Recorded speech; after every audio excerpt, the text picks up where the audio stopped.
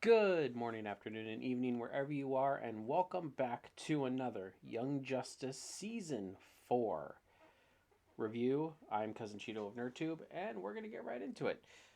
So, this episode was pretty good. Kind of glad to be back on Earth, as I said last week, and it continues this week. I'm very happy that we're following Tigress, aka Artemis, and Cheshire, her sister.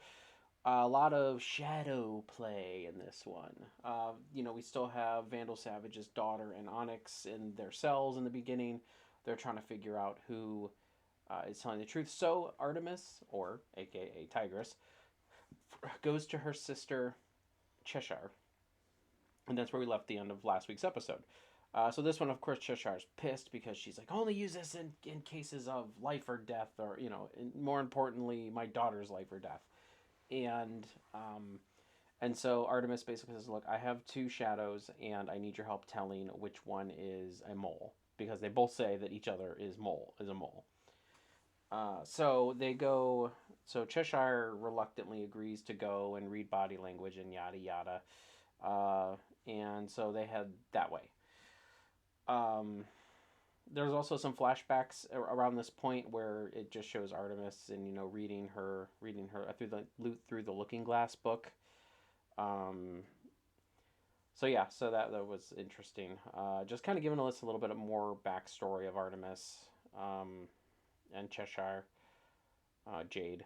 If you, I mean, at that point, if you want to call her, basically Jade showing back up saying that she needs some food, and Artemis was going to get some food for her, and then Crusher, aka their dad, aka Sportsmaster, shows up and says, "Oh, you thought you could survive on your own? Well, then you get out and survive."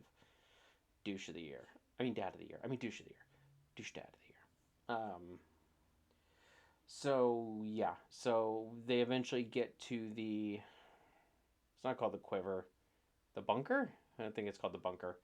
They get to the bunker, and Artemis goes to the bunker, and she tries to shoo everyone away. And Spoiler, who is actually I just recently found out was a former Robin, and the girl Robin, I think it was Stephanie something. I can't remember now.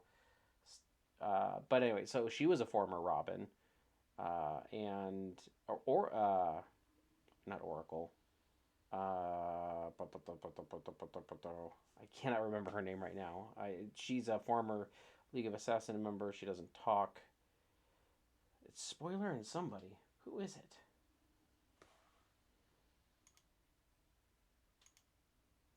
Orphan. Sorry, I had to look it up really quick. As I was looking it up, I remembered it. But so it was Spoiler and Orphan. Spoiler goes to leave. Orphan refuses to leave, and then Artemis is trying to convince her to go, and she's like, "Fine, but don't say I didn't warn you. Don't freak out when you see what happens next, or don't repeat, or don't tell Batman what happens next, or whatever." So then she brings in Jade, Cheshire, into the bunker so she can interrogate, Onyx and Savage.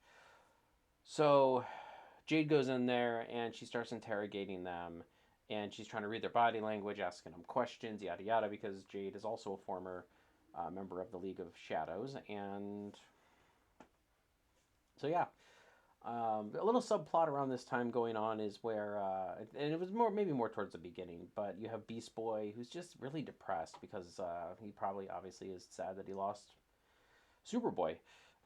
Cassie and one of the outsiders, I can't remember her name. I think she controls wind. Updraft? Downwind? I don't remember. Go and say, "Oh, there's all this stuff going on. You got to come with us." And he's like, "Yeah, I think I'm a little jet lagged. Still, I'm gonna sleep it off." So back with Cheshire and them. So they're going through. She's going through the questioning gamut. And basically, she says she doesn't trust Onyx. At least with Savage, she can read her. Onyx, she doesn't know. Onyx gives her backstory, basically saying she was picked up by the League at the age of 11, and you know, I mean, kind of taking them when they're young and molding them into the killer assassins that they are, type mentality. Right around this point, uh, Right around this point, I believe the proximity alarm goes off, and then Black Spider and some Robo dude, I don't even remember what his name was, show up. And so Black Spider, of course, being a complete and utter ripoff of Spider-Man, which is fine. I think it's funny that they have a League of Shadows Spider-Man that is an assassin, but has like all the same powers as Spider-Man. It's just, I think it's hilarious, and I think it's awesome. I always love it when Black Spider shows up. And plus, I think he's voiced by the original animated series. Not the original, but like the '90s animated series, or from Spectacular Spider-Man. I can't remember. It's one of those two. But that's the voice actor who did Peter Parker, and that is actually the voice of this. So it's really a funny nod to Spider-Man, and I love it. I think it's a great parody, and it's hilarious. So anyway, so fight ensues, yada yada. Black Spider is basically webbing around all of their weapons, and uh, yeah, Black Spider is definitely getting a little quippy with the jokes, talking about his sticky balls, and all these other sexual innuendos, which I thought was funny, but at the same time, I'm like, I watched a show with my daughter. So that's the first time I think they really had any like sexual innuendos, and I think there was another one. Oh yeah, when Cheshire met Artemis's boyfriend, talking about him being like what was it, a secret dick or a hidden dick or something like that. I can't remember, but there's just a couple sexual innuendos in this episode. I was just like, really? Like, come on, guys. It was funny, but at the same time, I'm like, this show's always done very well without any of that kind of humor. But it's all right. It'll pass. So anyway, so the fight's ensuing. Everybody's teaming up. Artemis basically lets Onyx out and says, "Look, you're gonna prove it. If you really are defecting, you're gonna help me protect Savage." She's like, "She's the mole," and she's like, "Grab your gear and let's go." And so they do. Savage is fighting the Robo dude in the other room with Savage, and their Black Spider's trying to get Savage out of there. And in the end, after all the shenanigans and fighting, Lady Shiva shows up and takes Orphan hostage. And then we come to find out that she unmasks Orphan, and after they leave via Shade, who is a former associate of Jade and Cheshire, we find out that Orphan is actually Lady Shiva's daughter. And you can kind of see, she took her mask off, so you can see the scars, you can see why she doesn't talk, because, she... Cheshire said, she severed her vocal cords, so all she could use is body language and yada yada. So, a little bit turn of events there with Orphan. A lot of fun, but Orphan was never, obviously there's why Orphan has a lot of pent up frustration against the Shadows. So, yeah, a good episode this week. I really enjoyed it. I felt like that this storyline is starting to kick into high gear. I felt like it was doing a pretty good job last week too. I know a lot of people said last week's episode felt like a filler, and I was kind of like, no, this episode kind of feels more like Young Justice.